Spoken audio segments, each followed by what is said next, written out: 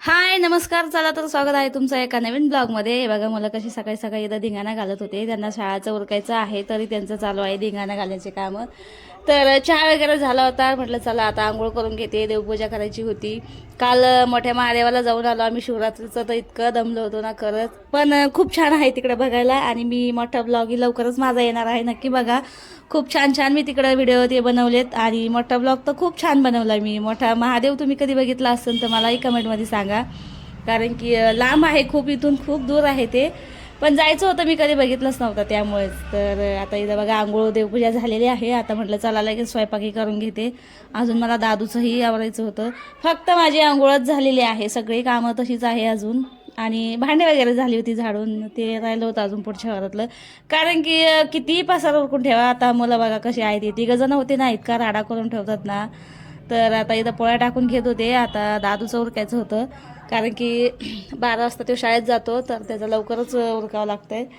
तर म्हटलं चला पहिला एकदा स्वयंपाक करून घेते आणि मग त्याला आवरते, कारण की त्याला काय एवढा वेळ लागत नाही, 5 मिनटामध्ये होऊन जातं आहे त्याचं आंघोळ वगैरे. जेवण तर त्याला असं बळजबरी द्यावं लागतं, जेवत तर अजिबात नाही तो. तर म्हटलं चला आता पहिला स्वयंपाक करून घेते. तर आता इथं पोळ्या टाकून झाल्या होत्या, थोड्याशा बाकी होत्या.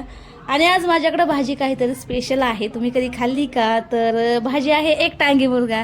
तुम्ही कधी खाल्लाय का मला नक्कीच सांगा. मी तसं तर तुम्हाला दाखवणारच आहे कोणची भाजी आहे, आणि तुम्हाला कळेल ही.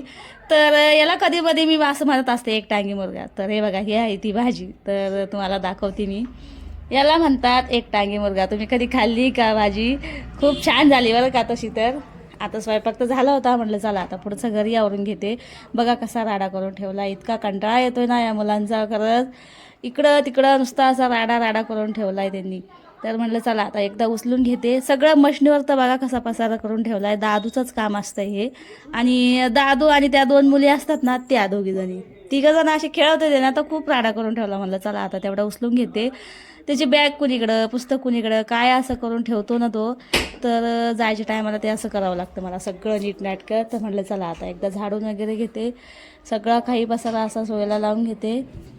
आणि आता राहिलं होतं फक्त हे बघा, हे आम्ही गेलो होतो ना मोठ्या महादेवाला, तिथून दिदीला ही बॅग आणली होती मी. इतकी छान आहे ना. तिचं काय आहे, कुठे बी गेली का ती असंच काही बी मागत असते, आणि घेत तर नाही, पण तिला नुसतं घेऊन ठेवायचीच हौस असते.